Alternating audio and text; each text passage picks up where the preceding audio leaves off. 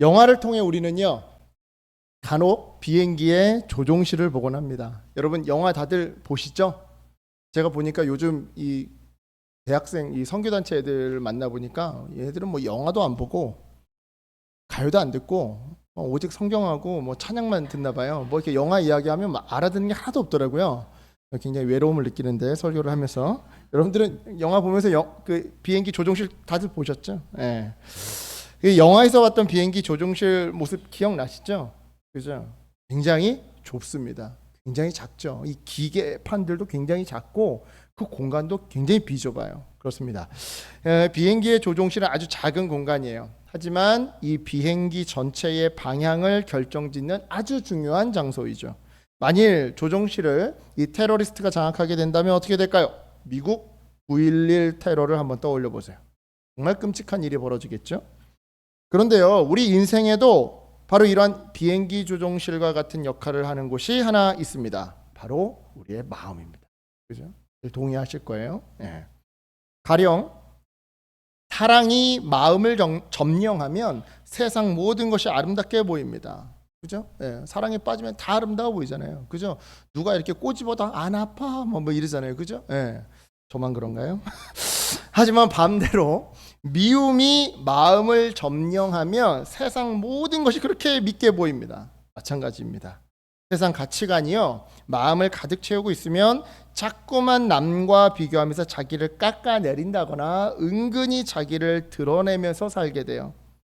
여담이지만 여러분, 자기 과시는요, 자기 비하의 다른 얼굴, 동전의 양면입니다. 그러니까 자기 비하와 자기 과시는 동전의 양면이라는 거죠. 즉, 저 사람하고 나를 비교하다 보니까 나도 저 사람처럼 이따만해지고 싶어요.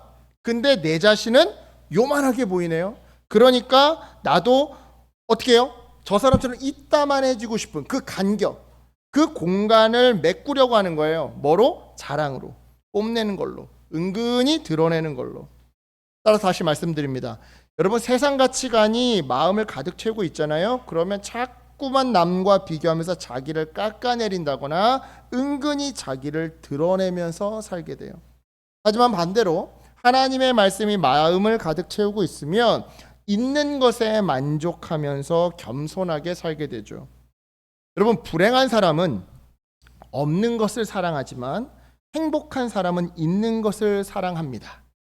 여러분, 이거 책 제목에도 있죠. 유명한 책이죠. 그죠?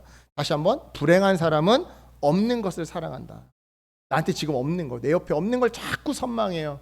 그러면서 스스로를 더 불행하게 만드는 거죠. 하지만 행복한 사람은 있는 것을, 이미 내게 주어진 것, 내 옆에 있는 것을 사랑하면서 삽니다.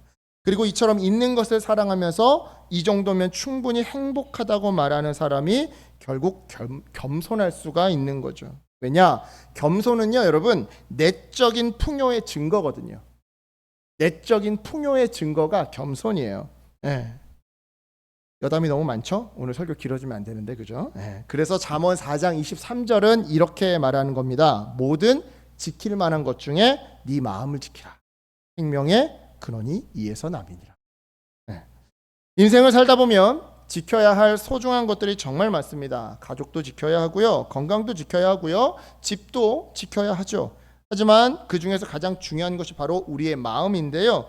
우리 주위를 둘러보면 이 마음 하나 잘못 먹어서, 이 마음 관리 하나를 똑바로 못해서 불행과 행복이 완전히 뒤집어지는 일을 자주 목격하곤 합니다. 실제로 그 마음의 통제실을 욕정한테 빼앗겨서 성적인 범죄를 일으키는 유명인을 본다거나, 그 마음의 통제실을 권력한테 빼앗겨서 쿠데타를 일으키는 정치인을 보곤 하죠. 예시가 너무 평범한 우리들의 일상과 너무 동떨어져 보이죠? 그렇다면 좀 더 일상적인 예를 들어보겠습니다. 마음을 이 인정욕과 애정욕한테 빼앗겼어요. 그러니까 어떻게 합니까? SNS에 중독됩니다. 자꾸 사람들 만나는 자리에 중독돼요. 한편 마음을 공허함에 빼앗겼어요. 그러니까 어떻게 합니까? 쇼핑에 중독돼요.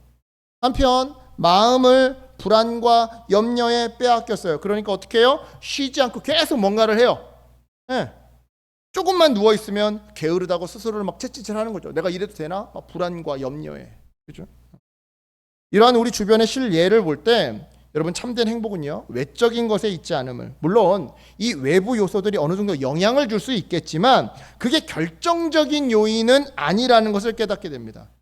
하나님께서 다스리시는 그 마음의 평화에 행복이 달려있음을 깨닫게 되죠.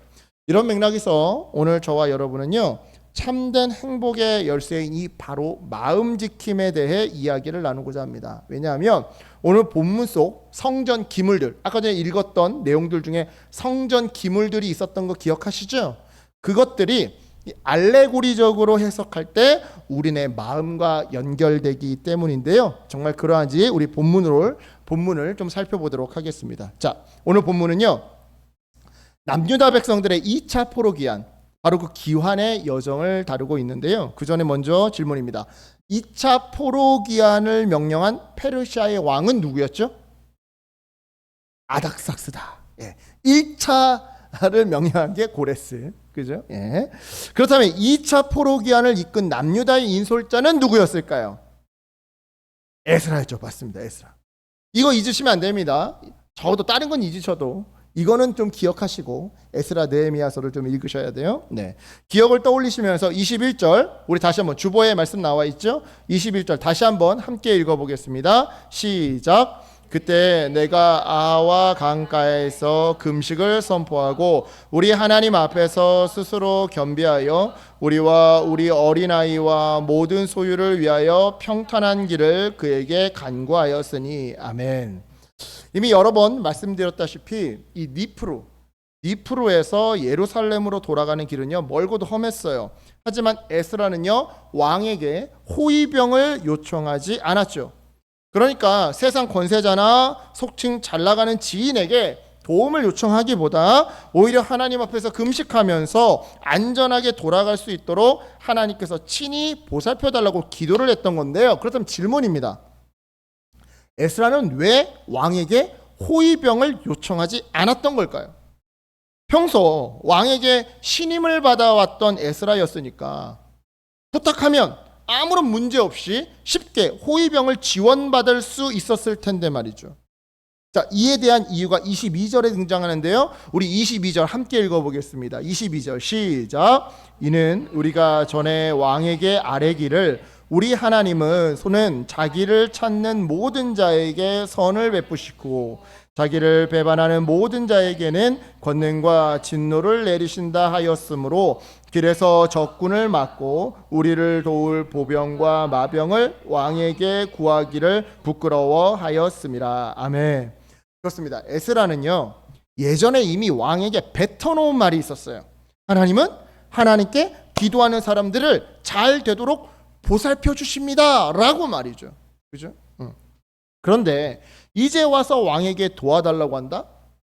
그렇게 되면 왕이 혹시 하나님은 능력도 없고 인정머리도 없는 신이라고 오해하지는 않을까요? 또는 왕이 혹시 에스라를 가리켜서 에스라 본인을 하나님의 능력과 성품을 믿지 못하는 불신자로 오해하지는 않을까요? 에스라는요 이런 걱정이 있었던 거예요. 자기가 뱉어놓은 말이 있었기 때문에. 하나님은 그분을 찾고 그분에게 기도하는 사람들에게는 선을 베푸십니다 라고 뱉어놨는데 호위병을 부탁한다? 그러면 왕이 혹시 너네가 믿는 하나님 참 인정머리 없나 보다, 능력도 없나 보다 라고 오해하지는 않을까? 또는 너 그때는 그렇게 막 호언장담하더니 하나님이 도와주실 거라고, 근데 나한테 호위병 요청해? 너 네가 믿는 신도 제대로 안 믿는 애구나, 이렇게 오해하지는 않을까? 이런 걱정이 있었던 거예요. 그래서 그런 왕에게 도움 요청하는 것을 부끄러운 일로 여겼던 거죠. 그러니까 여러분 이 대목이 중요해요. 한마디로 자기 신념 때문에 그랬던 거예요. 자기 믿음, 자기 기준 때문에 그랬던 거다 이 말이에요. 따라서 여러분 이러한 속사정은 고려도 안 하고 그냥 결론적인 에스라의 행동만 보고서는 감동받아서 우리도 인생의 수많은 어려움 앞에 사람들에게는 1도 도움을 요청하지 않고 무조건 하나님에게만 매달리는 그런 극단적인 선택은 하지 마시기 바랍니다. 네. 그러신 분이 있다니까요. 꼭 왜 그런 거 있죠. 약 안 먹여서 애기 키우는 거 한때 막 유행했었잖아요. 그죠? 절대 이런 거랑 비슷한 거예요. 그러니까 에스라의 이 개인의 고백, 개인의 신앙, 이걸 보고 이걸 일반화시켜서 나도 에스라처럼 무슨 어려운 일 있으면 세상 사람들한테 옆에 있는 지인한테 도와달라고 안 할 거야. 그냥 무조건 기도할 거야. 금식하고 기도할 거야. 이러시면 안 된다 이 말이에요. 이걸 공식화 만드시면 안 된다 이 말이에요.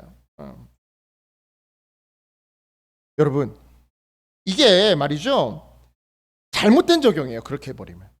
다시 말하지만 이건 성경적인 정답이 아닌 에스라의 신념, 즉 한 개인의 모범 답안이다 이 말이에요.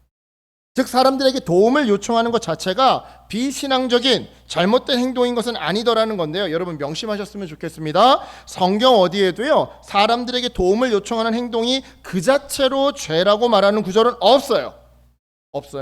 다만 이러한 에스라의 모습을 통해 우리는요 우선순위에 대해 배울 필요는 있는데요. 자, 사람에게 도움을 요청하는 것이 잘못은 아니지만 제일 먼저 사람에게 도움을 요청하는 것은 잘못이 될 수도 있어요. 즉 잠깐이라도 하나님께 먼저 엎드려 도움을 간구하고 나서 그 다음에 사람에게 도움을 요청하는 것이 보다 성경적이고 보다 지혜롭고 보다 건강한 방법이더라는 것이죠. 자, 이와 관련해서요 우리가 성경 두 곳을 좀 찾아봤으면 좋겠는데요. 먼저는 느헤미야 2장 4절입니다. 에스라 바로 뒤에 있죠. 느헤미야 2장 4절입니다. 자, 느헤미야 2장 4절. 느헤미야 2장 4절입니다. 네, 느헤미야 2장 4절입니다. 함께 읽겠습니다. 느헤미야 2장 4절 함께 읽습니다. 시작. 왕이 내게 이르시되 그러면 네가 무엇을 원하느냐 하시기로 내가 곧 하늘의 하나님께 묵도하고. 아멘. 자, 방금 읽은 이 구절의 상황은 이랬습니다. 이 당시 느헤미야는요 바사에서, 그러니까 페르시아에서 공직 생활을 하고 있었어요. 그러니까 수룹바벨이 이끌었던 1차 포로기한, 에스라가 이끌었던 2차 포로기한, 이 두 번의 포로기한 때 고향 땅 예루살렘으로 돌아가지 않고 계속해서 페르시아 땅에 살던 남유다 사람이 바로 느헤미야였던 건데요. 이랬던 그가 어느 날 고향 땅 예루살렘의 소식을 전해 듣게 됩니다. 성전이 재건축되고 에스라를 통해서 회개 운동이 일어나면서 신앙은 회복되었지만, 이 예루살렘 공동체의 신앙은 회복되었지만 여전히 성벽이 재건되지 않아서 주변 이민족들의 침입으로 말미암아 백성들의 삶이 굉장히 피폐하고 처참하다라는 소식이었죠. 이에 느헤미야는요 금식 기도를 시작합니다. 자기의 고향 땅, 이 고향 동포들을 불쌍히 여겨달라고 말이죠. 그러자 하나님은요 느헤미야를 페르시아 왕의 술 관원으로, 그러니까 왕의 바로 옆에서 왕의 술잔에 독이 들었는지 안 들었는지를 살피는 고위공직자로, 말이 고위공직자지 이거 굉장히 조금 약간 얄팍하게 이야기해 보면 술친구예요. 술친구. 왕의 술친구인 거예요. 옆에 앉아가지고 술 따라주고, 그죠? 예. 승진시켜 주시는데요. 이렇게 해서 바사 왕에게 고향 땅 예루살렘의 상황을 알리고 그 땅을 도와달라고 간청할 기회를 얻은 느헤미야는요 얼굴에 왜 수심이 가득하냐고, 뭐 부탁할 것이라도 있으면 해보라는 왕의 말에 이 자기를 예루살렘의 총독으로 보내달라고 부탁합니다. 그래서 예루살렘 성벽 재건 공사를 진행할 수 있게끔 허락해달라고 부탁을 하죠. 그런데요 이 부탁을 하기 전에 느헤미야가 잠깐 한 행동이 있었어요. 그게 뭐였어요? 우리가 방금 읽은 느헤미야 2장 4절에서 하나님께 묵도, 다른 말로 하나님께 잠깐 기도예요. 잠깐 기도. 자, 같은 구절을 쉬운 성경으로 읽어보겠습니다. 여러분 성경 읽다가 어려우시면 세번역 성경이나 쉬운 성경으로 읽기를 전혀 주저하지 마세요. 부끄러워 여기지 마세요. 여러분 쉬운 성경 좋은 번역입니다. 자, 쉬운 성경으로 제가 읽어볼게요. 그러자 왕이 그대가 원하는 것이 무엇이요? 라고 물었습니다. 나는 하늘의 하나님께 잠깐 기도드리고 나서. 이게 쉬운 성경이에요. 잠깐 기도. 묵도가 잠깐 기도. 그렇습니다. 여러분 사람에게 도움을 요청하는 게 잘못인 게 아니에요. 단 잠깐이라도 먼저 하나님께 도움을 구해야 한다라는 거죠. 왜요? 이게 보다 성경적이고 보다 건강한 방법이거든요. 따라서 여러분 말씀드립니다. 인생의 수많은 어려움 앞에서 주위 사람들에게 도움 요청하는 것을 부끄럽게 여기지 마세요. 필요하면 겸손하게 지혜롭게 도움을 요청하세요. 단 잠깐이라도 기도부터 하고 정 급하면 짧게 한마디 주님 이라도 좀 하고 그런 다음에 상대방에게 도움을 요청하자 이 말이죠. 최근에 제가 읽은 은혜 받은 글귀인데요. 하나님은요, 우리의 신음소리를 하나님의 나라가 내 삶에 임하게 하여 주시옵소서라고 들으신대요. 정말 은혜 받았어요. 다시 한번. 하나님은요, 우리의 신음소리, 그러니까 난 너무 힘들어요. 이것조차도 주님, 하나님의 나라가 지금 이 엉망인 내 삶에 임하여 주시옵소서라는 기도 소리로 들으신대요. 제가 정말 은혜 받은 글귀였거든요. 예. 그러니까요, 여러분, 정 급하면요 길게 얘기할 필요도 없어요. 그냥 주님.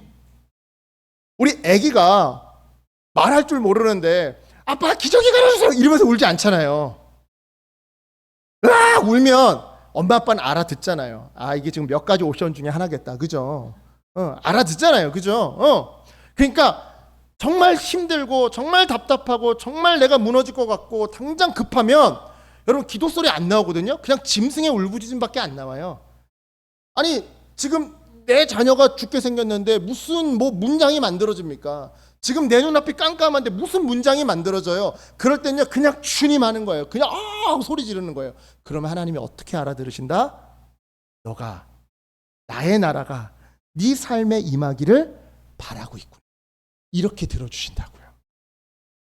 이게 이 글귀가 전 최근에 가장 이 은혜 받았던 글귀였는데요. 그러니까 여러분 정 급하면 주님 이것만이라도 하고 그런 다음에 상대방에게 도움을 요청하자고요. 그렇게 할 때 하나님께서 그 상대방의 마음을 움직일 겸손함과 지혜를 내게 부어주실 겁니다. 또는 나의 오만함과 나의 어눌함에도 불구하고 나를 도와주도록 그 상대방의 마음을 움직여 주실 거예요. 그러니까 여러분 잊지 마세요. 잠깐이라도 기도부터. 우리 면접 들어갈 때도 잠깐이라도 기도부터. 시험 보기 전에도 잠깐이라도 기도부터. 은행 찾아가서 담당자 만날 때도 잠깐이라도 기도부터. 그죠? 잠깐이라도 먼저 기도하는 사람에게 하나님이 돕는 사람들을 붙여주실 겁니다. 하나님의 나라가 임하게 해주실 거예요. 각설하고요. 본문으로 돌아가서 이처럼 페르시아 왕에게 도움 요청하기를 부끄럽게 여겼던 에스라는요, 그러니까 더 하나님밖에는 의지할 존재가 없었어요. 그래서 정말 간절히 하나님만 의지하는 마음으로 본문 23절에서 금식하며 기도했던 건데요. 기도를 마친 에스라는요, 본문 24절에서 제사장들과 레위 사람들을 따로 뽑기 시작합니다. 왜냐? 이 사람들에게 성전에서 사용할 성전 기물들, 그러니까 성전 기물들 중에서도 오늘 본문을 보면 특별히 은그릇, 금그릇, 금잔과 놋그릇의 운반을 맡겨야 했기 때문이죠. 그래서 에스라는요, 따로 선택된 사람들에게 그 기물들의 의미를 잘 설명해 주면서 동시에 거룩한 책임감과 사명감을 가지고 그 기물들을 운반해 달라고 부탁했던 건데요. 그 과정에서 에스라는요, 기물들의 무게를 하나하나 다 달아서 꼼꼼히 기록해 둡니다. 왜 그랬을까요? 물론 중요하니까 그랬겠죠. 중요한 물건들이니까 그 양을 다 체크한 거겠죠. 그죠? 이유가 또 있어요. 왜냐? 중간에 누가 훔쳐가면 나중에 검사할 때 티가 나도록. 그러니까 이 사람한테 10kg 맡겼어요. 그걸 장부에 써놨을 거 아니에요. 그런데 도착했을 때 10kg에서 부족함이 있으면 이거 이 사람이 슬쩍 한 거잖아요. 그래서 미연에 이 도둑질을 예방하려고 했던 거죠. 여담이지만 여러분, 사람은요, 사랑의 대상이지 믿음의 대상이 아닙니다. 내 아내, 내 남편, 내 자녀 사랑의 대상이지 믿음의 대상이 아니에요. 즉 우리가 저 사람에 대해서 기대를 품고 희망은 가지되 저 사람이 언제든 배신할 수 있음을 늘 염두에 두고 배신할 상황을 애당초 만들어주지 말아야 한다라는 거죠. 자, 이게 말이 어렵습니까? 그렇다면 쉽게 말하면 이런 거예요. 딸내미가 학원에 안 갔어요. 안 가고 친구네 집에서 놀다가 학원 끝날 때쯤에 학원 갔다 온 것처럼 이렇게 하고서는 집에 왔단 말이죠. 그런데 엄마 아빠가 이 사실을 알아요. 친구네 엄마가 그 집 딸 놀러 왔길래 저녁 먹여서 보낸다고 카톡을 줬단 말이죠. 그러니까 엄마는 다 알고 있어. 엄마 아빠는 이 상황을 다 알고 있어요. 자, 이 경우 1번 애한테 들어오자마자 너 오늘 학원 갔어 안 갔어? 라고 물어본다. 자, 2번 잘 들어보세요. 2번 친구 엄마한테 이미 들어서 다 알고 있어. 왜 오늘 학원 안 가고 친구 집에 갔니라고 물어본다. 자, 어떻게 물어봐야 할까요? 1번과 2번. 어떻게 물어봐야 할까요? 들어오자마자 너 지금 오늘 학원 갔어 안 갔어? 이거부터 물어본다. 아니면 들어오자마자 친구 아무개 엄마가 다 얘기해줘서 알고 있어. 너 왜 오늘 학원 안 갔니? 라고 물어본다. 어떻게? 예, 정답 2번이에요. 역시 권사님. 예, 아들들을 키우신 이 내공이 나오십니다. 예. 아동 심리학자들이요, 정답이 2번이래요. 이게 제 얘기가 아니라 아동 심리학자들의 이야기예요. 정답이 2번이래요. 왜냐? 1번은요, 거짓말할 기회를 주는 질문이래요. 거짓말할 기회를. 그런데 2번은요, 그래도 거짓말을 하나라도 더 못하게 미리 막아주는, 엄마가 이미 알고 있어를 알려주는 거라는 거죠. 그러니까 거짓말을 하나라도 덜 하게 미리 막아주는, 오히려 진실을 말할 그 기회를 주는 질문이라는 거예요. 그래서 정답이 2번이래요. 에스라의 행동이 바로 이와 같았던 거예요. 즉 아무리 신실한 제사장들이고 레위인들이지만 견물생심이라고 귀금속을 보면 슬쩍 하고 싶은 게 사람의 본성이다라는 거죠. 그러니까 애당초 그 사람이 유혹에 넘어가지 않게, 그래서 나중에 나 역시 그 사람한테 실망하지 않게 미리 안전장치로 그릇들의 무게를 꼼꼼히 쟀던 건데요. 이처럼 성전 기물들을 무사히 나를 수 있도록 철저하게 준비한 에스라는요, 비로소 아하와 강을 떠나서 고향 예루살렘으로 여정을 떠납니다.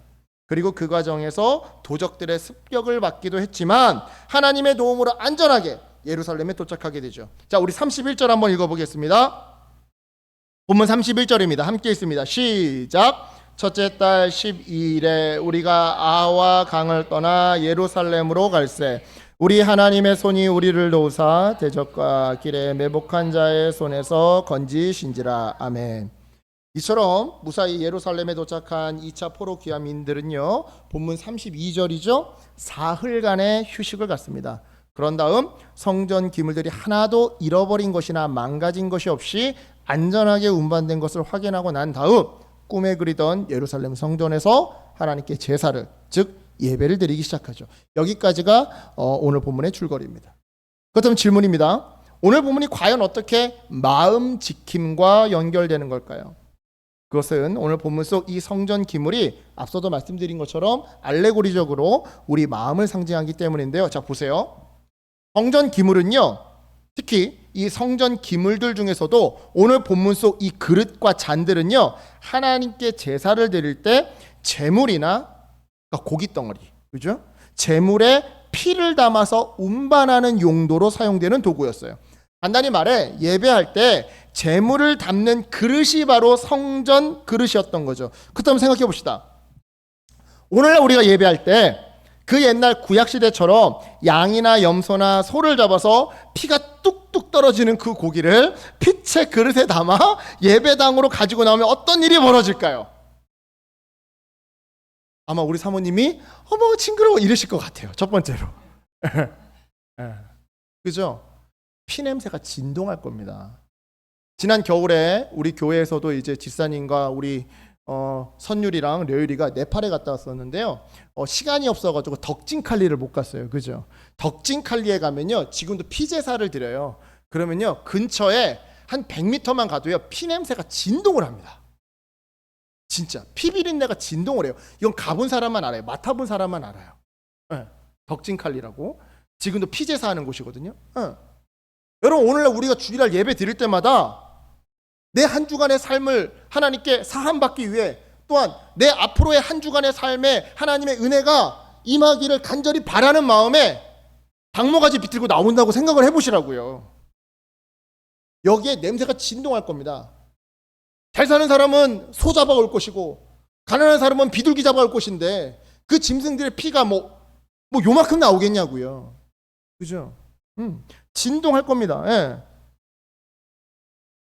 오늘날 우리가 예배하러 나올 때 우리는요, 짐승 제물을 가지고 나오지 않습니다. 왜요? 예수님이 우리의 제물 되어 주셨거든요. 에베소서 5장 2절은 이렇게 증거합니다. 에베소서 5장 2절 제가 읽어볼게요. 그리스도께서 너희를 사랑하신 것 같이 너희도 사랑 가운데서 행하라. 그는 우리를 위하여 자신을 버리사 향기로운 제물과 희생 제물로 하나님께 드리셨나니. 그렇습니다. 2000년 전 십자가에 달려 죽으심으로 예수님은 우리 예배의 제물이 되어 주셨어요. 따라서 우리는요, 예배 때마다 이 예수님의 시신을 들고 그 시신의 살과 피를 그릇에 담아 예배당에 나와야 하는 거죠. 하지만 문제는 뭐예요? 예수님의 시신이 없어요. 왜요? 십자가에 달리사 죽으신 예수님은 장사된 지 사흘 만에 죽은 자 가운데서 다시 살아나시사 하늘로 올라가셔서 지금은 하나님 우편에서 우리를 위해 중보하고 계시거든요. 따라서 예수님 대신에 누구를 들고 예배의 자리로 나아가라고 말씀하시는 거예요? 예수의 영, 성령 하나님. 여러분, 이게 바로 예수님의 성령 하나님을 우리에게 보내주시겠다고 약속하신 여러 이유 중에 숨은 또 하나의 이유였던 겁니다. 단순히 예수님이 없는 그 빈자리에 이제 성령님의 도우심과 위로하심과 인도하심과 말씀하심을 의지하며 살아가라는 그 이유 말고도 성령님을 제물 삼아 성령님을 붙들고 예배하라는 이유로 말이죠. 따라서 여러분, 정리해 봅시다. 중간 정리해 봅시다. 우리는 예배 때마다 어떤 제물을 들고, 다른 말로 어떤 제물을 의지해서 하나님 앞에 나아가는 거예요? 성령 하나님을 의지해서 예배 자리로 나아가는 거예요. 그렇다면 묻겠습니다. 성령 하나님은 어디에 계실까요? 바로 우리 믿는 자들의 이 마음 가운데 계셔요. 고린도전서 6장 19절은 이렇게 증거합니다. 고린도전서 6장 19절 제가 읽겠습니다. 너희 몸은 너희가 하나님께로부터 받은 바 너희 가운데 계신 성령의 전인 줄을 알지 못하느냐? 너희는 너희 자신의 것이 아니야. 그렇습니다. 성령 하나님은요, 우리의 마음 가운데 거하세요. 따라서 예배의 제물 대신 이 성령 하나님을 우리는 무엇에 담아 예배의 자리로 나아가는 거예요? 우리의 마음 그릇에 담아 예배의 자리로 나아가는 거예요. 바로 이러한 이유 때문에 예배 때 제물을 담던 구약의 성전 그릇들은 오늘날 이 신약 시대에 와서는 우리의 마음 그릇을 상징하게 되는 것이죠. 따라서 여러분, 오늘 본문에서요, 성전 기물을 안전하게 운반하려고 애쓰는 에스라와 남유다 기한민들의 노력은요, 결국 신약 시대를 살아가는 우리에게 어떠한 메시지를 던져주는 거예요? 모든 지킬 만한 것 중에 더욱 네 마음을 지키라.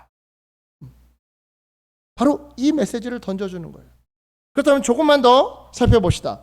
본문은요, 성전 기물, 즉 마음을 지키기 위해서 특별히 구체적으로 무엇에 힘쓰라고 말할까요? 먼저 첫 번째로요, 간절한 기도에 힘쓰라고 말해요. 간절한 기도에 힘써라. 본문에서 에스라는요, 왕에게 경호 부대를 요청하지 않고 대신 하나님께 금식하며 보호를 간구했습니다. 물론 앞서 설명해 드렸다시피 사람에게 도움을 요청하거나 다가올 위험에 대비하는 것이 늘 하나님을 믿지 못해서 하는 행동이라고는 말할 수 없어요. 즉, 잘 들어보세요. 무모하다고 해서 언제나 믿음 좋은 것이 아니고요, 마찬가지로 신중하다고 해서 언제나 믿음 약한 것이 아니라는 거예요. 자, 다시 한번 말씀드릴게요. 무모하다고 해서 언제나 믿음 좋은 것이 아니고요, 신중하다고 해서 언제나 믿음 약한 것이 아니라고요. 다만 에스라는요, 이 귀향 여정을요, 하나님을 향한 자신의 그 신앙 고백을 증명하는 계기로 삼고 싶었던 거예요. 즉, 하나님은 기도하는 자를 도우시고 지키신다라는 자기의 그 신앙 고백을 증명하기 위해 오직 하나님만을 의지해야 하는 상황으로 자기 자신을 더 내몰았던 것이더라, 이 말이죠. 그래서 그는 왕에게 도움을 요청하지 않은 것은 물론이거니와 힘을 비축해서 걸어가야 하는 상황에 오히려 금식하며 자기 힘을 뺐던 건데요. 이러한 에스라의 모습을 통해 우리는요, 마음을 지키기 위해서는 그 무엇보다 간절한 기도가 필요함을 배우게 됩니다.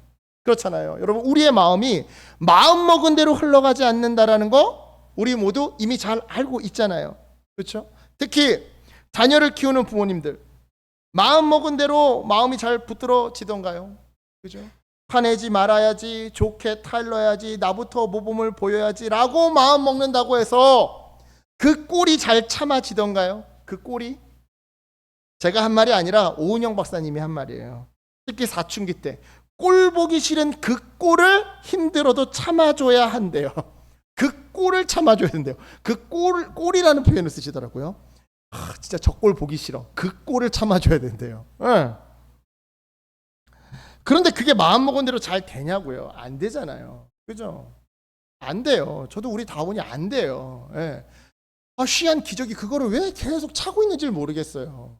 가릴 줄 알거든요. 가릴 줄 아는데 죽어도 기저귀 차고 있겠대요. 똥 싼 기저귀 그거 왜 계속 차고 있는지 모르겠어요. 근데 그 꼴을 참아줘야 돼요. 안 그러면 뒤집어져요. 얘 진짜 사춘기 되면 저랑 대판 싸울 것 같아요. 지금 눈앞이 깜깜해요. 어쩜 닮아도 저를 닮아가지고 똑같은 사람들끼리 싸울 것 같은데 마음 먹은 대로 잘 안 돼요. 이게 안 되잖아요. 그죠? 마치 에스라가 스스로의 힘으로는 그 많은 백성들과 성전 기물들을 이끌고 머나면 귀한 길을 안전하게 걸어갈 수 없는 것처럼 우리도 우리 스스로의 힘으로는요, 우리의 마음을 잘 지키면서 인생길을 걸어갈 수 없다라는 거예요. 불가능에 가깝다라는 거예요. 실제로 살다 보면요, 왜 그렇게 비교의식과 자격지심과 욕심이 찾아드는지 잘 모르겠어요. 듣기 싫은 말을 들을 때마다 왜 그렇게까지 분노가 올라오는지, 또는 듣고 싶은 말을 못 들을 때마다 왜 그렇게까지 원망이 올라오는지 나도 내 마음을 잘 모르겠어요. 내 성에 안 차는 모습이 이 눈에 보일 때마다 왜 그렇게 잔소리를 하고 싶어서 입이 근질근질한 건지 나도 내 자신을 잘 모르겠다고요. 그렇습니다. 실로 하나님의 도우심이 아니고서는요, 내 힘으로는 내 마음을 잘 다스릴 수 없는 게 우리네 실존입니다. 바로 이러한 이유 때문에 갈라디아서 5장 22절은요, 사랑도 기쁨도 평안도 참는 것도 자비도 양선도 충성도 온유함도 절제도 다 누구의 열매라고 말하는 거예요? 나의 열매가 아니라, 내 훈련의 열매가 아니라 성령 하나님의 열매라고 말하는 거예요. 갈라디아서 5장 22절부터 23절까지 제가 읽어보겠습니다. 오직 성령의 열매는 사랑과 희락과 화평과 오래 참음과 자비와 양성과 충성과 온유와 절제니 이 같은 것을 금지할 법이 없느니라. 그렇습니다. 마음 지킴은요, 성령의 열매예요. 즉 우리의 마음 그릇에 담겨 계시는 성령 하나님의 은혜더라 이 말이죠. 따라서 여러분, 마음을 지키기 위해 우리는 그 무엇보다 먼저 성령 하나님께 기도해야 하는 겁니다. 필요하다면 금식까지 해가면서 말이죠. 그리할 때 성령 하나님께서 우리의 연약함을 도와주실 겁니다. 아멘. 이어서 두 번째로요, 오늘 본문은 마음을 지키기 위해 순수한 헌신에 힘쓰라고 말하는데요. 자, 에스라를 필두로 이 2차 포로 귀환은요, 성전 기물 때문에 더욱 위험한 여정이었습니다. 왜냐, 도적들 입장에서는 이 성전 기물들이 다 탐나는 금그릇, 은그릇들이었거든요. 따라서 도적들뿐만 아니라 이것들의 운반을 맡은 제사장들과 레위인들 역시 이 기물들이 탐나기는 매한가지였는데요. 하지만 그들은요, 기물 중에 그 어떠한 것도 착복하지 않습니다. 끝까지 잘 운반해서 하나님의 성전에 그것을 안전하게 비치하죠. 즉 순수한 헌신을 다했던 건데요. 이러한 제사장들과 레위인들의 모습을 통해 우리는요, 마음 지킴을 위해서는 간절한 기도 다음으로 순수한 헌신이 필요함을 깨닫게 됩니다. 순수한 헌신. 즉 기도만 해서는 안 된다는 거예요. 기도에 걸맞는 실천도 해야 한다는 거죠. 여러분, 기도는요, 노력 반감기 또는 노력 절감기가 아니에요. 내가 기도했으니까 내가 100을 노력해야 된다면 내가 기도했으니까 50만 노력해도 되지, 이런 게 아니라고요. 기도는 노력 반감기, 노력 절감기가 아니에요. 오히려 노력 발전기에 가깝죠. 즉 기도로 마음을 지켜달라고 간구했다면 실제로 그에 따른 실천, 행함이 있어야 한다는 거예요. 실천 없는 기도는 공허한 메아리와 같다라는 거죠. 그저 정신승리에 불과하다라는 거죠. 이런 의미에서 묻겠습니다. 여러분, 자, 마음이 먼저일까요? 행동이 먼저일까요? 마음이 먼저일까요? 예, 큰일 났네. 큰일 났네요. 아주 당황하고 있는데. 자, 여러분, 닭이 먼저일까요? 달걀이 먼저일까요? 닭. 닭. 큰일 났어요, 지금. 왜냐하면 권사님 잠깐 귀를 막아주세요. 잠깐 귀를 막아주세요. 쓰잘데기 없는 질문이죠라고 제가 썼는데 참 제가 권사님한테 쓰잘데기 없다. 죄송합니다. 원고대로 할게요. 자, 오해하지 마시고요. 마찬가지로 마음이 먼저다 아니면 행동이 먼저다, 정말 이 쌀데기 없는 질문입니다. 사실 마음이 먼저인지 행동이 먼저인지 이거 쉽게 말할 수가 없어요. 닭이 먼저다 달걀이 먼저다 이거 가지고 싸운 거랑 비슷한 거예요. 마음이 먼저다 행동이 먼저다 어느 거 하나 쉽게 우리가 단정지어 말할 수 없다라고요. 단 이렇게는 말할 수 있어요. 잘 들어보세요. 마음을 먹어야 행동이 고쳐지고요, 행동을 해야 마음이 굳건해져요. 다시 한번, 마음을 먹어야 행동이 고쳐지고요, 행동을 해야 그 마음이 단단해져요. 이게 무슨 말이냐, 마음에 불만이 가득하면 짜증이 나올 수밖에 없더라는 거예요. 동시에 짜증을 반복하다 보면 우리의 마음은 점점 더 짜증을 당연하게 여기는 그 상태로 굳어지더라는 거죠.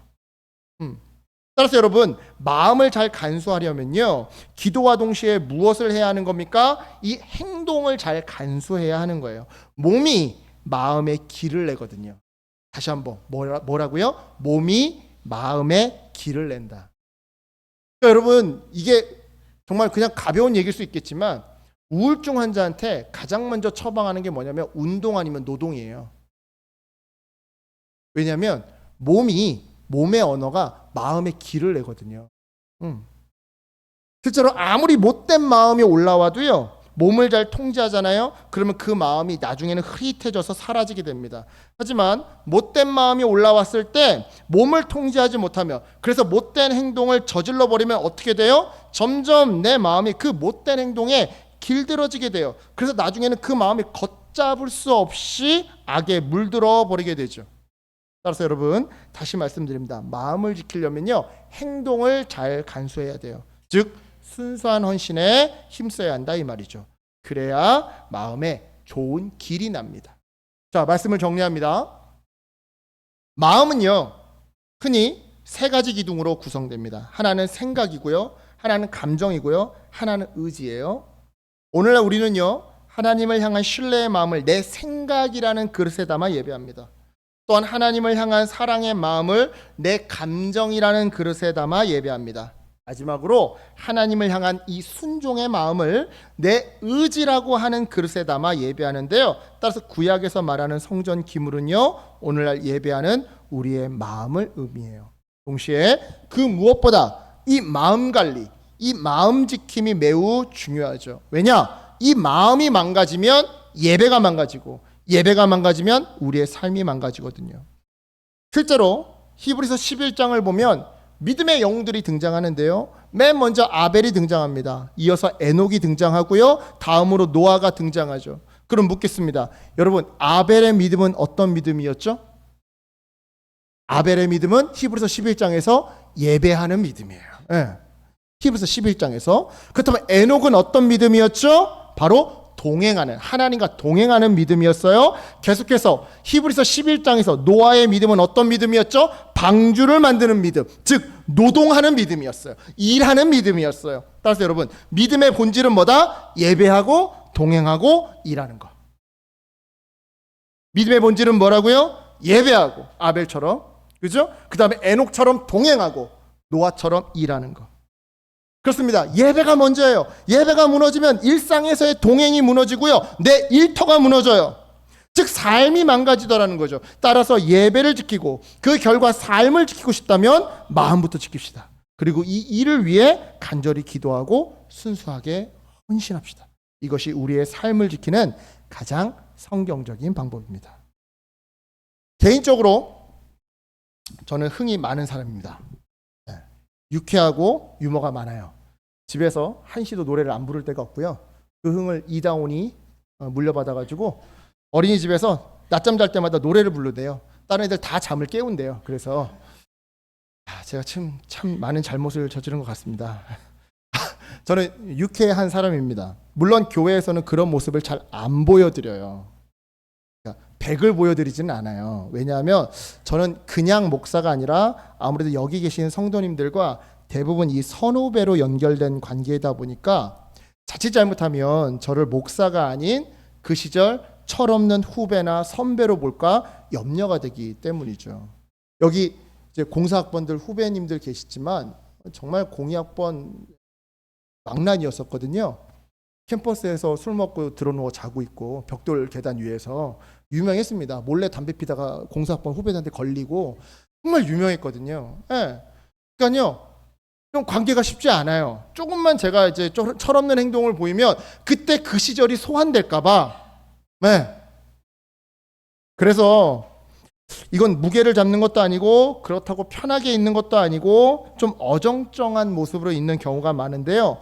교회를 벗어나면 저는 굉장히 유쾌한 사람입니다.